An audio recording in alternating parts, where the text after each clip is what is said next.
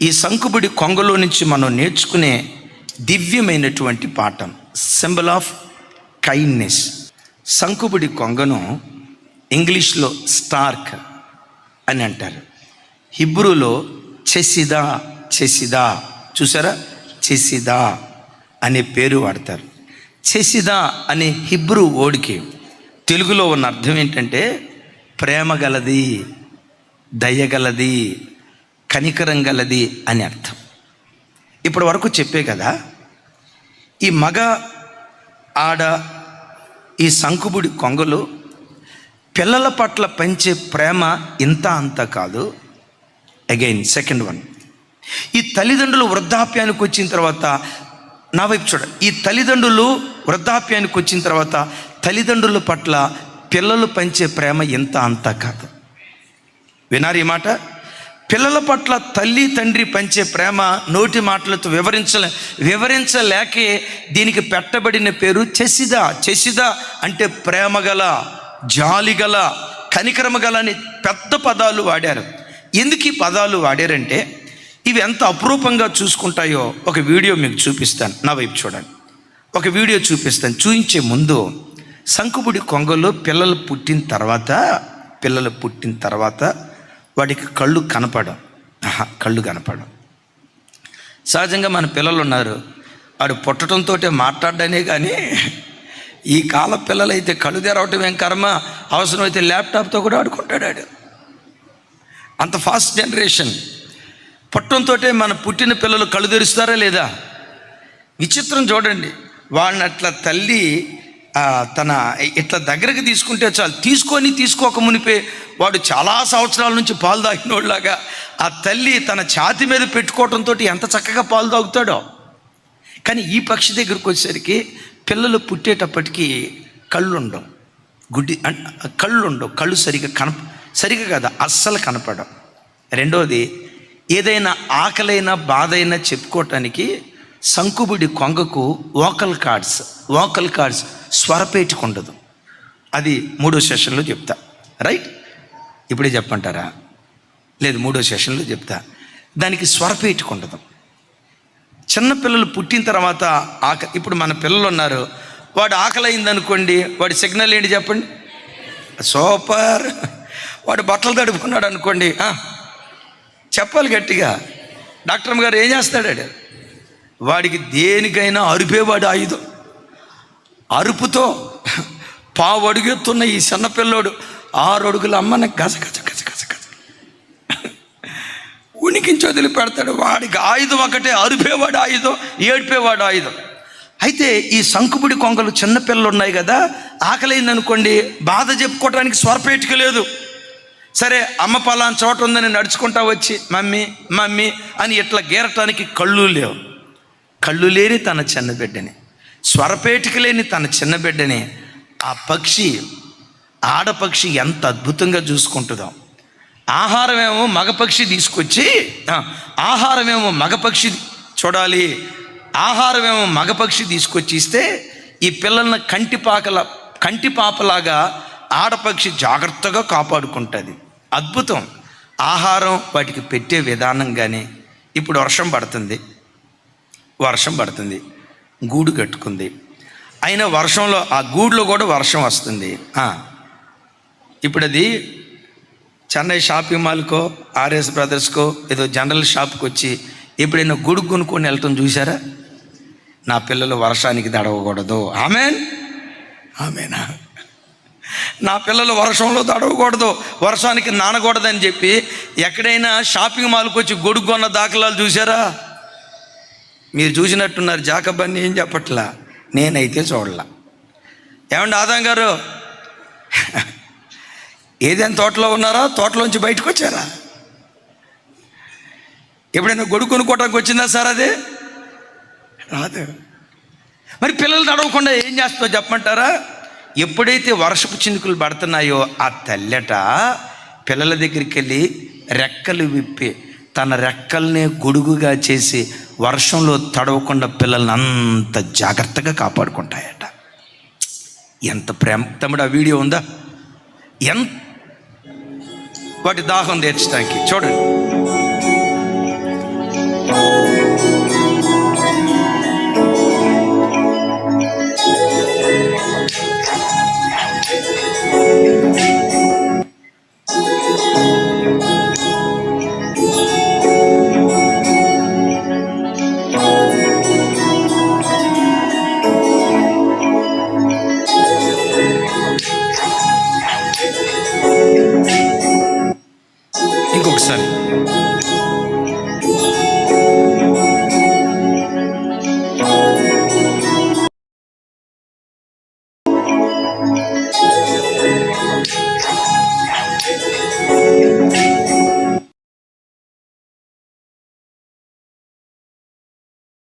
దీన్ని ప్రేమకు చిహ్నంగా, జాలి దయకు చిహ్నంగా దీన్ని వాడతారు. విన్నారా? సరే, ఇంత మమకారాన్ని తల్లి తండ్రి ద్వారా ఇవి పొందుకున్నాయి కదా. ఇప్పుడు ఆ తల్లి తండ్రికి వృద్ధాప్యం వస్తుంది. వృద్ధాప్యం వచ్చినప్పుడు ఆ పక్షి వెంట్రుకల మీద, ఆ శరీరం మీద ఉన్న వెంట్రుకలన్నీ ఊడిపోయి ఈ చలికాలం గజ గజ వణుకుతూ ఉంటే తన కడుపును పుట్టిన పిల్లలు ఉన్నాయి చూసారా, ఆ పిల్లలే తల్లి తండ్రి దగ్గరకు వచ్చి రెక్కలతో చలికి వణకకుండా, వర్షానికి తడవకుండా పిల్లలే తల్లిని తండ్రిని రెక్కలతో కప్పుతాయట. ఇలాంటి యవన పిల్లలను మనం చూడగలుగుతామా? తల్లి తండ్రి ప్రేమను అనుభవిస్తారా? 21 సంవత్సరాలు 25 సంవత్సరాలు ఆ తల్లి తండ్రి కష్టం మీద పెరుగుతారా? వాడు ఏమంట ఇంటర్మీడియట్కి వచ్చాడో, వాడు ఏమంట, నా వైపు చూడాల, వాడు ఏమంట ఇంజనీరింగ్కి వచ్చాడో, వాడు ఏమంట 10th క్లాస్ దాటి ఇంటర్మీడియట్ స్టడీకి వచ్చాడో, మొత్తం లైఫ్ స్టైలే మారిపోతుంది. ఇంటర్మీడియట్కి ముందు దాకా అమ్మా నాన్న గీసిన గీత దాటడం, ఇంటర్మీడియట్కి వచ్చిన తర్వాత అమ్మా నాన్నకే గీత గీస్తాడు. ఏమంటాడు తెలుసా? నేనేమన్నా చిన్నపిల్లోన్నా మమ్మీ నీకు? నేనేమన్నా చిన్నోన్నా? నేను చిన్నోళ్ళలా కనపడుతున్నాను నీకు? ఈ 14 సంవత్సరాల అబ్బాయి 140 సంవత్సరాలు పెద్ద ఆయనలాగా ఫీల్ అయిపోతాడు. కొంచెం వయసు పెరిగేసరికి ఆ తల్లులకు ఎంత మానని గాయాలు ఈరోజు యవ్వన పిల్లలు కలుగు చేస్తున్నారో. చాలామంది తల్లిదండ్రులు ఏడుస్తూ చెప్పే మాట, అన్నయ్య వాళ్ళు పుట్టక మునుపు మేము ఎంత హ్యాపీగా ఉన్నామంటే అంత హ్యాపీగా ఉన్నాం అన్నయ్య. వాళ్ళు పుట్టారనే కానీ వాళ్ళు పుట్టారు అన్న సంతోషం ప్రారంభంలో ఉండేదన్న. ఈరోజు మా పరిస్థితి ఏంటో తెలుసా? వీడు పుట్టకుండా ఉంటే బాగుండేది, ఇలాంటి కొడుకు నా కడుపున పుట్టకుండా ఉంటే బాగుండేది, ఇలాంటి కూతురు నా కడుపున పుట్టకుండా ఉంటే బాగుండేదని చిన్నప్పుడు ఏ పిల్లలను చూసి మురిసిపోయామో అదే పిల్లలు ఈరోజు మా ఏడ్పు కారణమని ఎంతమంది తల్లిదండ్రులు ఏడుస్తూ చెప్తున్నారు ఈ మాట. వర్ణనాతీతం. చిన్నప్పుడు నీకు జ్వరం వస్తే చిన్నప్పుడు నీకు జ్వరం వస్తే విన్నారా? చిన్నప్పుడు నీకు జ్వరం వస్తే అమ్మ నీ మంచం పక్కనే కూర్చొని జాగారాలు చేసేది, రాత్రంతా కూర్చునేది. ఈ బిడ్డకు జ్వరం వచ్చింది, ఏమైపోద్దో వీడికి, ఇది జ్వరమా ఇంకేమైనా, అయ్యో బిడ్డకి ఏమైపోద్దో. ఆ జ్వరం తగ్గేదాకా ఆ తల్లి ఏడ్చిన ఏడ్పు, నీ కొరకు చేసిన జాగారాలు వర్ణనాతీతం. ఈరోజు అదే తల్లికి జ్వరం వస్తే హాస్పిటల్కి తీసుకెళ్ళటానికి కూడా నీకు చేతులు రావట్లేదంటే, అమ్మా ఎట్లున్నావే, ఇడ్లీ తెచ్చి పెట్టమంటావా, ఏదైనా టిఫిన్ చేసి పెట్టమంటావా, ఒక ముద్ద వంట ఏమన్నా చేసి పెట్టమంటావా? తల్లిని అడగటానికి నీకు నోరు రాకపోగా ముసల్దానా, హే ముసల్దానా అనే పిల్లల మీద నువ్వు చిరాకు, కన్న తల్లిదండ్రుల మీద చిరాకు పడుతున్నావంటే తమ్ముడా, ఇదేనా దేవుడు నీకు నేర్పిన సంస్కారం? ఆ వృద్ధాప్యానికి వచ్చిన అత్తామామలను కసురుకుంటున్నావంటే అమ్మా, దేవుని దగ్గర నువ్వు నేర్చుకున్న సంస్కారం ఇదేనా? ఈరోజు మనుషుడు రోజుకు దినాలు గడిచే కొద్దీ స్వతంత్ర జీవిగా మారిపోయి, నాకు బరువులు బాధ్యతలు వద్దు, నా లైఫ్ నేను ఎలా లీడ్ చేయాలనుకున్నానో అలాగే లీడ్ చేస్తా, మా ఇంటికి ఎవరు రావద్దు, మేము ఎవరింటికి వెళ్ళొద్దు, ఇలా ఐసోలేట్గా ప్రజలు బ్రతుకుతూ ఓ భయంకరమైన పరిస్థితులకు వెళ్ళిపోతున్నారు. ఈ కాలంలో కొంతమంది యవ్వన పిల్లలు ఎలా తయారయ్యారో ఓ మాట బైబిల్లో మీకు గుర్తుకు తెస్తారు. చూడండి, యెషయా గ్రంథం 51వ అధ్యాయం 19వ వచనం.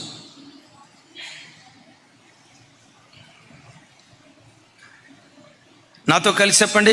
ఆమె కనిన కుమారులందరిలో ఆమెకు దారి చూపగలవాడు ఎవడునూ లేకపోయెను. ఆమె పెంచిన కుమారులందరిలో ఆమెను చెయ్యి పట్టుకొని వాడు ఒకడునూ లేకపోయెను. బా తమ్ముడు, ఆ మాట అట్లాగే ఉంచు. ఆ తల్లి కొంతమంది పిల్లల్ని కంది, అది సరిపోక పాప పిచ్చి తల్లి కొంతమంది పిల్లల్ని పెంచుకుంది కూడా అంట. విన్నారా? కొంతమందినేమో తను కన్నది, మరి కొంతమంది పిల్లలనేమో నోరు తెరవాలి, మరి కొంతమంది పిల్లలనేమో ఆ తల్లి పెంచుకుందట. కన్నా పిల్లలు ఉన్నారు, పెంచుకున్న పిల్లలు ఉన్నారు. కన్న పిల్లల పరిస్థితి ఏంటో తెలుసా? ఆమెకు దారి చూపగలవాడు ఒక్కడునూ లేకపోయెను. కన్న పిల్లలు ఒక్కళ్ళకు కూడా మమకారం లేదు. యవన బిడ్డలారా ఒకసారి చూడండి, నడి వయసుకు వచ్చిన బిడ్డలారా ఒకసారి చూడండి. వృద్ధాప్యంలో అమ్మ ఉందిగా, ఆ అమ్మకు మొత్తం అన్నం వండి పెడుతున్నావా? ఆ అమ్మ బట్టలు ఉతుకుతున్నావా? ఆ అమ్మ ఎప్పుడైనా బాగలేదమ్మా అంటే అమ్మ దగ్గర కూర్చొని కాళ్ళు ఒత్తుతా, అమ్మా నా చిన్నతనంలో నాకు ఇట్లా సేవ చేసావుగా, నీ రుణం తీర్చుకుంటానమ్మా. నా చిన్నతనంలో నాకు ఇట్లా పరిచర్య చేసావు కదా నాన్న, నీ రుణం తీర్చుకుంటా నాన్న అని ఎప్పుడైనా తల్లిదండ్రుల పట్ల అలాంటి ప్రేమను కనపరిచే వ్యక్తులుగా మీరున్నారా లేదా ఆలోచించండి. ఈ తల్లి పరిస్థితి ఏంటంటే, ఆమె కనిన వారిలందరిలో ఆమెకు దారి చూపువాడు ఒకడునూ లేడట. ఆమె పెంచిన కుమారులందరిలో ఆమెను చెయ్యి పట్టుకునేవాడు ఒకడునూ లేకపోయాను. కన్నా పిల్లలు అంతే తగలబడ్డారు, పెంచిన పిల్లలు అలాగే ఉన్నారు. నా ప్రార్థన, మీరు అలా కాకుందురుగాక. నోరు తెరవాలి. మీరు అలా కాకుందురుగాక. మీరు ఎలా అవ్వాలో తెలుసా? బైబిల్లో ఒక అద్భుతమైన క్యారెక్టర్, ఒక అద్భుతమైన వ్యక్తి ఎవరో తెలుసా? The great Joseph. యోసేపు ఉన్నాడు, 17 సంవత్సరాలు తండ్రి ఇంటిలో ఉన్నాడు. ఆ తర్వాత అమ్మబడ్డాడు, రాజు అయ్యాడు. తను రాజు అయ్యాడన్న వార్త తెలుసుకొని యాకోబు 70 మంది పరివారంతో కూడా వచ్చాడు. వచ్చే ముందు ఏం చేశాడో తెలుసా? నేను ఇప్పుడు వెళ్తే యోసేపు నన్ను చేర్చుకుంటాడో లేదో ఒకంత భయపడ్డాడు. ఒకసారి నా వైపు చూడాలి. నేను ఇప్పుడు వెళ్తే యోసేపు నన్ను చేర్చుకుంటాడో లేదో ఒకంత భయపడ్డాడు. ఎందుకు భయపడ్డాడో చెప్పమంటారా? భయపడటానికి ఒక కారణం, నేను నా తండ్రి ఇల్లు విడిచిపెట్టి దేశం కాని దేశానికి వచ్చి దరిదాపుగా 22 సంవత్సరాలు అవుతుంది. నేను ఎక్కడున్నానో కనుక్కోవటానికి మా నాన్న ఏమైనా ఎంక్వైరీ చేశాడా? టకామని చెప్పాలి, ఏమైనా ఎంక్వైరీ చేశాడా? యోసేపు అనే మా అబ్బాయి కనపడట్లేదు, 5 అడుగుల ఎత్తు, బొగ్గ మీద చొక్క, కాకి నెక్కరు, తెల్ల సొక్క వేసుకొని ఇంట్లో నుంచి తప్పిపోయాడు. మీకేమైనా కనపడితే మా అబ్బాయి వివరాలు తెలియచేయండి, తెలియచేసిన వారికి తగిన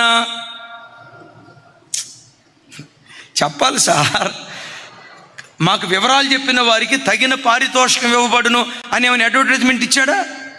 ఇప్పుడు యాకోబు అనుకొని ఉంటాడు, నా కొడుకు చనిపోయాడు అనుకోను కదా ఇది చేసింది, కానీ నేను చనిపోయాడు అనుకున్నానని నా కొడుకు అనుకోలేదు కదా. తప్పిపోతే మా నాన్న వెతకలేదు కాబట్టి, నా పట్ల బాధ్యత లేకుండా ఉన్నాడు కాబట్టి మా నాన్న నేను పొర్రపాటున చచ్చినా చూడను అని అనుకుంటాడేమోనని యోసేపు దగ్గరికి వెళ్ళటానికి భయపడ్డాడు. బేర్షెబా దగ్గర బలిపీఠం కడితే ఆ రాత్రి దేవుడైన యెహోవా ప్రత్యక్షమై, యాకోబు యాకోబు, యోసేపు యొద్దకు వెళ్ళటానికి నువ్వు భయపడకు, నీతో కూడా ఐగుప్తుకు నేను వస్తాను, యోసేపు దగ్గరికి నువ్వు వెళ్తావు, నీ కొడుకు నిన్ను చేర్చుకుంటాడు, చనిపోయే ఆఖరి క్షణం వరకు నీ కొడుకు చేతులు నీ కళ్ళ మీద ఉంటాయి, నిన్ను జాగ్రత్తగా చూసుకుంటాడు, వెళ్ళు అని అంటే వెళ్ళటంతో అద్భుతం తెలుసా? 130వ సంవత్సరంలో యాకోబు ఐగుప్తు దేశానికి వచ్చాడు. దరిదాపుగా 17 సంవత్సరాలు ఐగుప్తు దేశంలో బ్రతికాడు. 147వ సంవత్సరంలో చనిపోయాడు. ఏ సంవత్సరంలో? నా వైపు చూడాలి. ఏ సంవత్సరంలో ఐగుప్తు దేశానికి వచ్చాడు? ఏ సంవత్సరంలో చనిపోయాడు? అంటే ఐగుప్తు దేశంలో ఎన్ని సంవత్సరాలు బ్రతికాడు? చెప్పాలి పెద్దగా. 17 సంవత్సరాలు పెరిగాడు కదా, 17 సంవత్సరాలు పెరిగాడు. యోసేపు తన తండ్రి దగ్గర ఎంతకాలం పెరిగాడు చెప్పమంటారా? యోసేపు తన తండ్రి రుణం తీర్చుకున్నాడు. కన్న గర్భం రుణం తీర్చుకోండి, నా మాటనండి. కన్న గర్భం రుణం తీర్చుకోండి. ఆ అమ్మని ఏడ్పించకండి, ఆ నాన్నని ఏడ్పించకండి, వాళ్ళకు గాయాలు కలుగు చేసేవారిగా ఎన్నడూ బ్రతకండి. ఎట్ దట్ సేమ్ టైం ఆ మంచి భర్తనిచ్చిన అత్తమామల్ని ఎన్నడూ ఏడ్పించకండి, ఆ మంచి భార్యనిచ్చిన అత్తమామలను ఎన్నడూ ఏడ్పించకండి. నువ్వు దయగలిగి బ్రతికితే నా దేవుడు అంటాడు, దయగల వారిపై నేను దయ చూపిస్తాను. ఈరోజు నీ తల్లిదండ్రుల పట్ల నువ్వు దయ చూపిస్తే విచిత్రం తెలుసా? నువ్వు దయ చూపిస్తున్న విధానం నీ పిల్లలు చూస్తారు. వినండి, నీ తల్లిదండ్రుల పట్ల నువ్వు దయ చూపిస్తున్న విధానాన్ని నీ పిల్లలు చూస్తారు. చూసి ఆటోమేటిక్గా వాళ్ళు నేర్చుకుంటారు. మా తాతయ్యని, మా నాయనమ్మని, మా తాతయ్యని, మా అమ్మమ్మని మా నాన్న ఎంత మంచిగా చూసుకుంటున్నాడు కదా, మా అమ్మ ఎంత మంచిగా చూసుకుంటుందో కదా, మా అమ్మా నాన్నలు వృద్ధాప్యానికి వచ్చిన తర్వాత నేను కూడా అలాగే చూసుకోవాలని ఆ బీజం నీ ప్రవర్తన ద్వారా వారి హృదయాలలో నాటబడటానికి దేవుడు కృప చూపిస్తాడు. చప్పలు కొడుతూ స్తోత్రాలు చెప్దాం. ఆగండి, ఇక్కడ ఏం చెప్పాను ఇక్కడ నీ ప్రవర్తన వారి హృదయాలలో ఒక బీజాన్ని, ఒక విత్తనాన్ని నాటుతుంది. ఏంటి?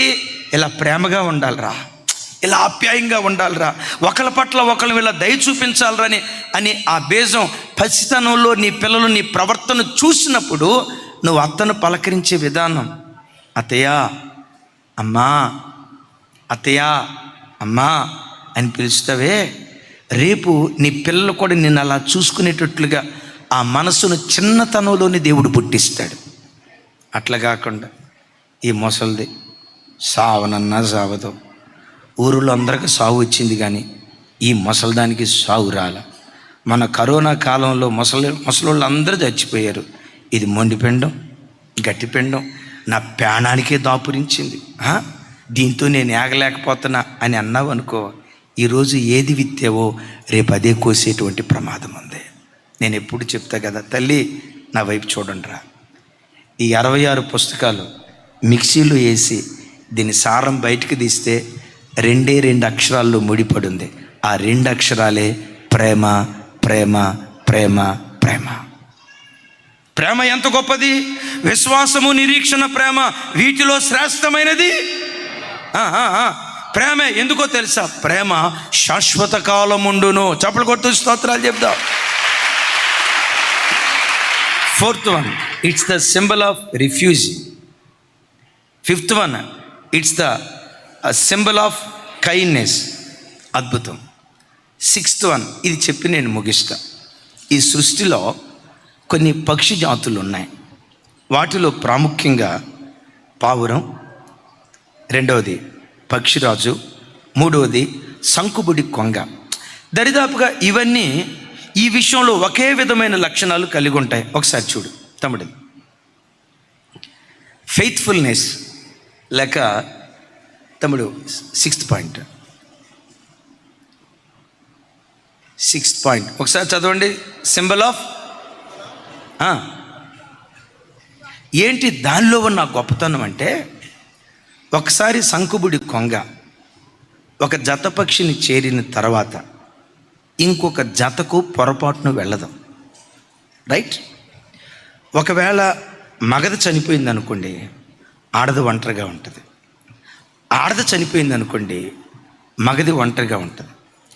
లైఫ్ లాంగ్, ఇందాక మీరు అనొచ్చు వృద్ధాప్యానికి వచ్చిన తర్వాత పిల్లలు వచ్చి రెక్కలతో కప్పుతాయి అని అన్నారు కదన్నా, పక్షులకి అమ్మెవరు నాన్నెవరు వాటికి ఏం తెలుస్తుందన్నా, ఎటు వెళ్ళిపోతాయి కదా. No no no no no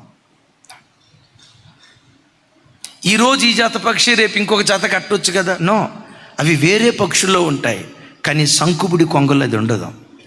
once ఒక జంట చేరిన తర్వాత అప్ టు చనిపోయే ఆఖరి క్షణం వరకు ఆ జంటను పొరపాటును విడిచిపెట్టం. పావురం సేమ్, పక్షిరాజు same, at the same time సంకుబుడి కొంగ సేమ్. ఒకే పురుషునికి ప్రదానం చేయబడిన వాటిలాగా అంత పవిత్రమైన జీవితం జీవిస్తాయి. అమలారా, అయ్యలారా, నా వైపు చూడండి. లోకంలో పరిస్థితులు రోజు రోజుకు మారిపోతున్నాయి. సహజీవనం సహేతుకమే, కోర్టులే తీర్పిస్తున్నాయి.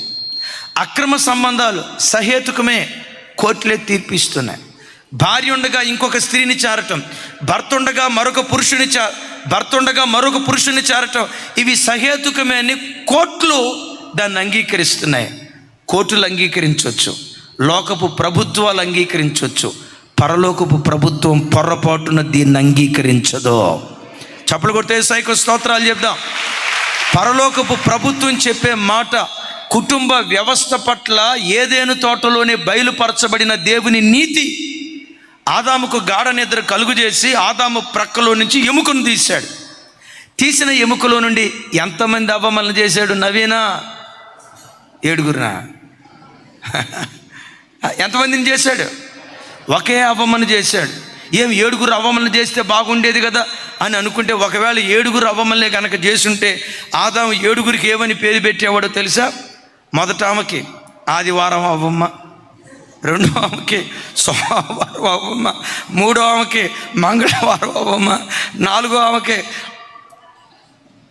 ఐదో ఆమెకి తమిళ చెప్పాలి, ఐదో ఆమెకి, ఆరో ఆమెకి శుక్రవారం అవ్వమ్మ, ఏడో ఆమెకి శనివారం అవ్వమ్మ. మీరు కావాలంటే ఏలూరు వెళ్ళండి, ఏలూరు ప్రాంతంలో ఇయే సోమవారపేట, మంగళవారపేట, ఆదివారపేట, శుక్రవారపేట, శనివారపేట, ఇదే పేర్లు. ఒకవేళ 7 అవ్వమ్మలే కనుక చేసి ఉంటే ఆదాం పరిస్థితి ఏంటో తెలుసా? రంకులు రాట్నం తిరిగినట్లుగా వారం అంతా వాళ్ళ చుట్టూతో తిరిగేవాడు, మొత్తం ఎట్లా తిరుగుతూ ఉండేవాడు. నేనంట ఒకే అవ్వమ్మని ఎందుకు చేశాడు? ఏదేను తోటలో బయలుపరచబడిన దేవుని నీతి, ఒక పురుషుడు బ్రతుకు కాలమంతా ఒక స్త్రీకి మాత్రమే బద్ధుడై ఉండాలి.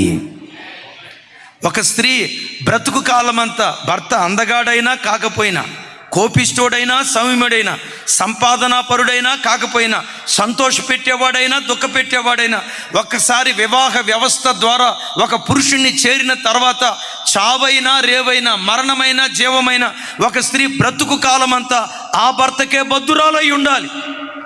ఏదేను తోటలో బయలుపరచబడిన దేవుని నీతి ఇది. దేవుని ప్రతినిధిగా ఒక్క మాట అడుగుతున్నా, ఓ తండ్రిగా అడుగుతున్నా, అమ్మా నీ వివాహమై ఎంతకాలం అవుతుందో నాకు తెలీదు అన్నా, నీ వివాహమై ఎంతకాలం అవుతుందో తెలీదు. నీ వివాహమైన ఆనాటి నుండి ఈనాటి వరకు నీ భార్యను తప్ప పరస్త్రీని నీ కవిటికి రానివ్వకుండా నీ భార్య విషయంలో నువ్వు నమ్మకమైన భర్తగా బ్రతుకుతున్నావా? బ్రతికేవా? నీ భర్తను పరపురుషుని నీ ఊహల్లో కూడా రాకుండా ఒక్కడే పురుషునికి ప్రదానం చేయబడిన పవిత్రమైన భార్యగా నీ శీలాన్ని కాపాడుకుంటూ బ్రతుకుతూ ఈ పక్షి చూడు, ఇది పక్షి సార్, దీనికి జ్ఞానం లేదు. నీకు నాకున్న బుద్ధి వివేచన దీనికి లేదు. ఇది పక్షి అయినా ఒక జత చేరిన తర్వాత మరో జతకు ఇది పొరపాటున వెళ్ళదు.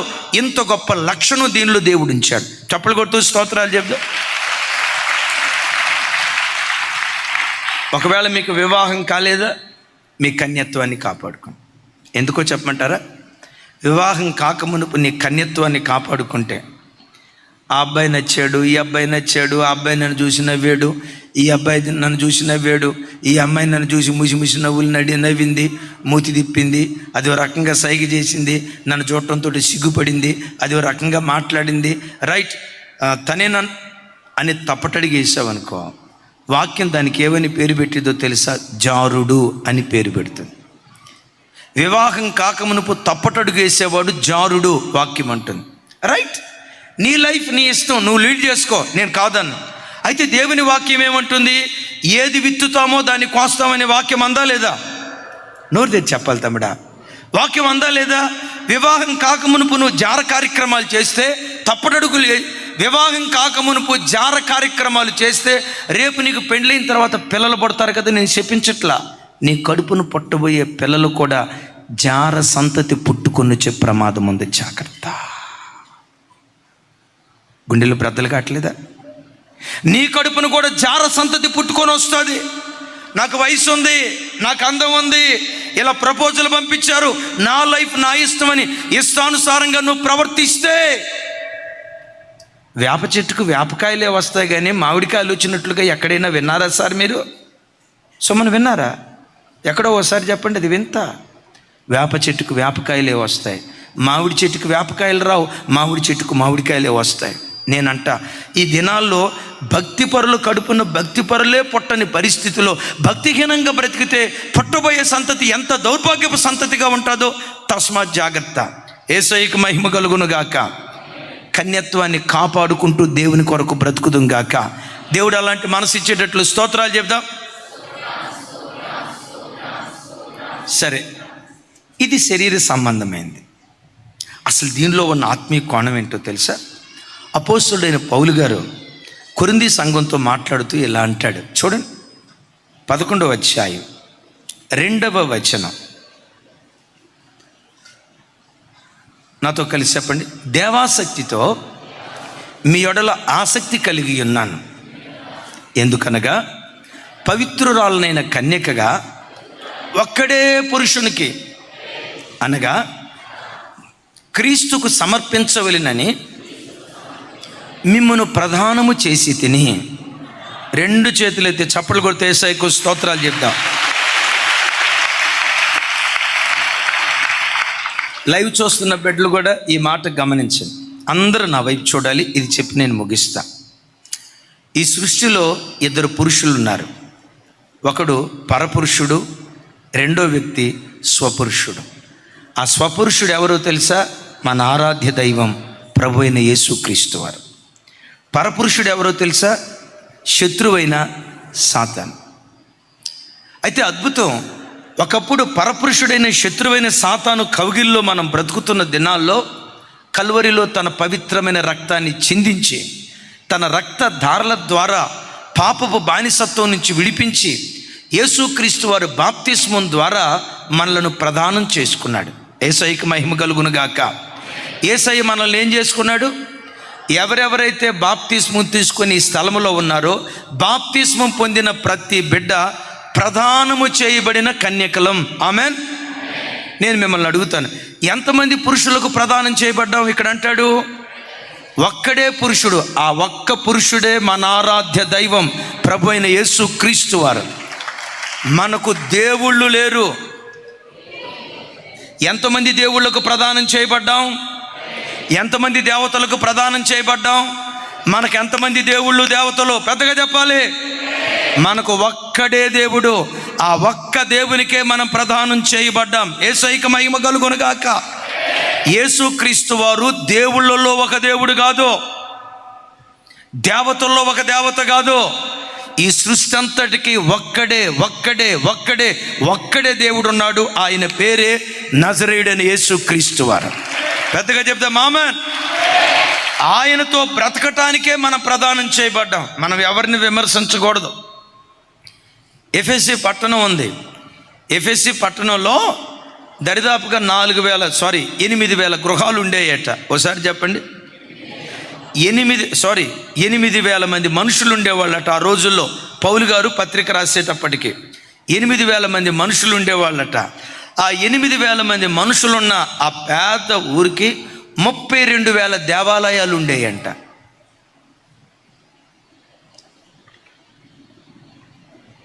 ఎట్టాగే చూస్తే ఎట్ట తమ్ముడా, జనం ఎంతమంది? దేవాలయాలు అంటే ఒక్కొక్క మనిషికి 4 దేవాలయాలు. ఏం చేసుకుంటారు రానా ఆయన? 32,000 మంది పురుషులు ఎఫెసీ పట్టణస్థులకి, కొరింథీ పట్టణస్థులకి 1,000 కోట్ల కొలది. మనకు మాత్రం ఒక్కడే పురుషుడు, ఒక్కడే పురుషుడు. ఆ ఒక్క పురుషునితోనే జీవితాంతం బ్రతకటానికి మనం ప్రదానం చేయబడ్డాం. యేసయ్యకు మహిమ కలుగును గాక. వినపడలేదు సార్? పెద్దగా చెప్పండి. ఎంతమంది పురుషులతో మనం ప్రదానం చేయబడ్డాం? మనకి ఎంతమంది దేవుళ్ళు? కొంతమంది వచ్చి అడుగుతారు, అయ్యా యేసు ప్రభుకి ఏ రోజు ప్రార్థన చేస్తే ప్రార్థన పవర్ఫుల్గా దేవుని దగ్గరికి చేరుతుంది? సోమవారం ప్రార్థన చేయమంటారా? మంగళవారం ప్రార్థన చేయమంటారా? ఆదివారం ఆయన సమాధి గుండెను చీల్చి మృత్యుంజయుడే తిరిగి లేచి మరణపు ముళ్ళును విరిచి మరణమాని అని అన్నాడు కదా, ఆదివారం ప్రార్థన చేస్తే ప్రార్థన పవర్ఫుల్గా చేరిద్దా అని అంటే నేను చెప్పా, మేము ఆరాధించే యేసుక్రీస్తు సోమవారం కనపడి మంగళవారం మాయమైపోయే మాయదారి దేవుడు కాదు. మంగళవారం నా దగ్గరికి రండి, పవర్ఫుల్గా మీ జీవితంలో పనిచేస్తా. శుక్రవారం నా దగ్గరికి రండి, పవర్ఫుల్గా మీ దగ్గర మీకు పనిచేస్తా. సోమవారం రండి, పవర్ఫుల్గా పనిచేస్తానని ఈయన వారాల దేవుడు కాదు, రోజుల దేవుడు కాదు. ఈయన నిరంతర స్తోత్రార్హుడైన దేవుడై ఉన్నాడు. సూర్యోదయం మొదలుకొని సూర్యాస్తమయం వరకు, మరలా సూర్యోదయం మొదలుకొని సూర్యాస్తమయం వరకు నిరంతరము ఆరాధించబడుతున్న ఏకైక నామం, నిరంతరము ఆరాధించబడుతున్న ఏకైక నామం. పగటికి పగలు రాత్రికి రాత్రి నిరంతరము కొనియాడబడుతున్న ఏకైక నామం యేసుక్రీస్తు ప్రభువారి నామం. దేవుడు నీ బ్రతుకులో నీకు ఏమి ఇచ్చినా ఏమి ఇవ్వకపోయినా ఆయన నీకు దేవునిగా దొరికాడు కదరా తల్లి, అదే నీ భాగ్యం. ఆమెను బాగానే ఉంది, కానీ ఆమెనన్న మనం ఎలా ఉండాలో తెలుసా? ప్రదానం చేయబడిన కన్యకలుగా బ్రతకాలి. అంటే ఈరోజు ప్రదానం చేయబడిందంటే రేపేం జరగబోతుంది? కదా ఒకసారి చెప్పండి. ఈరోజు ప్రదానం జరిగిందంటే రేపేం జరగబోతుంది? కొంచెం పెద్దగా. సగం డాక్టర్ నిలబడి ఒకసారి. మా వాడిని సగం డాక్టర్. స్టార్టింగ్ నుంచి మన చర్చికి వచ్చాడు బిడ్డ. నీకు పెళ్ళయిందా? అయ్యయ్యో, పెళ్లి చేసుకున్నావా? తమ్ముడా, పెళ్లి చేసుకున్నాడు ఎవడు సుఖపడలేదు తమ్ముడా. ఇక అయిపోయింది కదా, ఇంకా అయిపోయిన తర్వాత ఏం చేస్తావు? పెళ్ళికి ముందు పెళ్లి చూపులు జరిగినాయి తమ్ముడా? ఎంగేజ్మెంట్ జరిగిందా? ఎంగేజ్మెంట్లో అమ్మాయిని చూసావా? చూసి వచ్చిన తర్వాత ఇక పండుకున్నా, లేచినా, కూర్చున్నా ఎవరి గురించి ఆలోచించావు?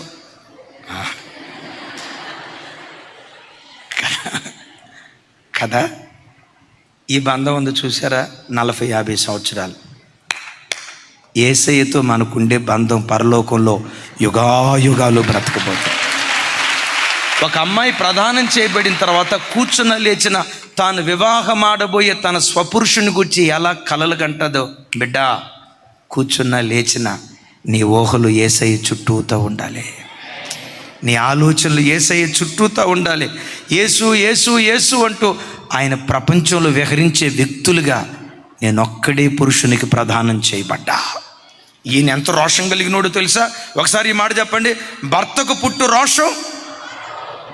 మీకు అర్థమయ్యే భాషలో చెప్తాను, ఏమనుకోవద్దు, కొంచెం ఇబ్బందిగా ఉంటుంది, అయినా మీకు అర్థమవుతేట్టు చెప్తాను. భర్త సడన్గా ఇంటికి వచ్చాడు. తాను కట్టుకున్న భార్య పరాయి పురుషుని కౌగిట్లో తాను ఉన్నట్లుగా భర్త కళ్ళతో చూస్తే ఏ భర్త అయినా చూసి తట్టుకోగలుగుతాడా? భర్తకు నువ్వు ఈరోజు మందిరానికి వచ్చి ఆదివారం సాయంత్రం ఇంటికి వెళ్ళిన తర్వాత జబర్దస్త్ షో చూద్దాం,